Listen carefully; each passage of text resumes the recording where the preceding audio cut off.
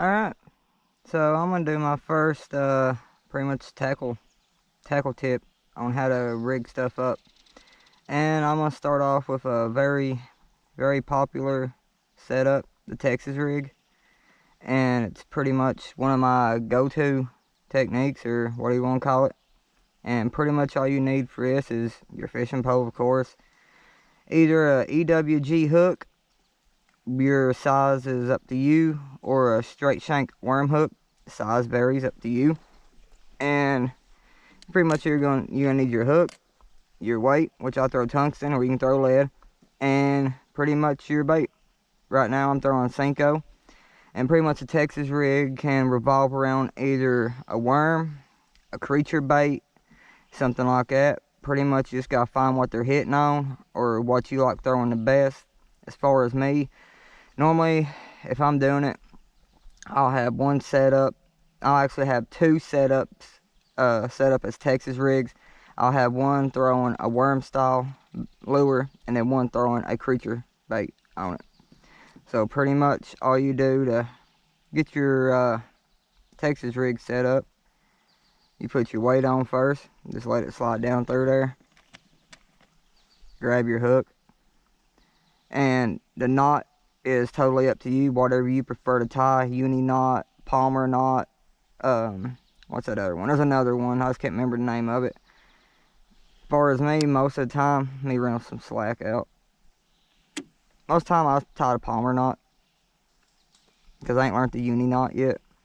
Or the other one I can tie, I just can't remember the name of it. Clinch knot, maybe? I think it's clinch knot. I ain't learned it too well yet, so I don't tie it often. And when I do tie it, I normally tie it on a moving bait for some reason.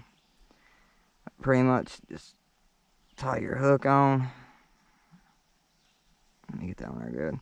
Make sure you got it cinched down on there pretty good. Give it a good tug. Cut your leader off. You can either leave a tag in or no tag in. That's totally up to you. Now when running a worm style bait on your hook, pretty much all you want to do is, you see that bend where the hook bends at, that's straight to that bend. You want to sink your worm. This even applies to a creature bait. You want to sink your worm right to where it meets that bend at. As soon as you do that, you want to pop it out, right? You want to slide your worm or creature bait, whichever, up over that little notch and over the eye where your line is tied on that to protect the knot. Then you want to pretty much see where your hook adds up to where it be straight. You want your creature bait and your worm bait to pretty much be straight on the hook. You don't want it all bunched up or too tight or whatever. You want straight. So I always just do that. See where the straight point's gonna be. I'll place my thumb about where I think at, and I always bring it down about a centimeter below that, right?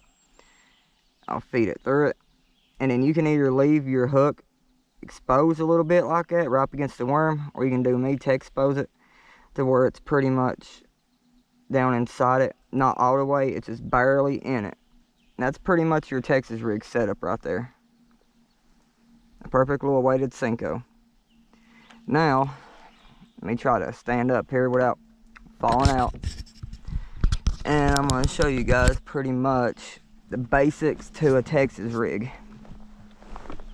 And pretty much the basics to a Texas rig, it can be fished shallow, deep, on points, on brush, on rocks, up in bushes. It don't matter, just make sure that hook ain't exposed to get snagged. Pretty much all you want to do, just give it a cast out there, right? Okay. Click your reel back in place. Hold your rod up, that way you can watch your line. The key thing to making sure it hits bottom is just watch your line. Once it hits bottom, you'll be able to tell your line will just drop. As you can see, my line's still slowly going, which it should be on bottom. There it is. You can watch that line slowly drop. Okay, once it drops, you just want to reel your slack in a little bit, right? And you just want to give it a couple little pops. He'll let it sink back to the bottom. You'll be able to tell or feel it. Either way it goes. See, you can see the line go back to being slack again. Let it sit there for a second. Pop it. And this applies either for worm or creature bait lures. It don't matter. You can apply both techniques for either one. Pop it. Let it sink. back on bottom, pop it, let it sink. This technique works very well when they're being very, how you want to call it, artistic, whatever. I can't pronounce the word. But pretty much works good when they're not wanting to eat. Yeah, that's pretty much the basics to your Texas rig. Cast it up towards brush, fallen trees, whatever. Let it sink. Like I said, you'll be able to watch your line pretty much run with it. Once it sinks, your line will go pretty much drop down. Line still sinking. There it is. Line pretty much, it's on the bottom. Line drop. Pick it up, pop it. Pretty much I usually pop it about 2 times. Let it sink back, pause it for a minute, pop it.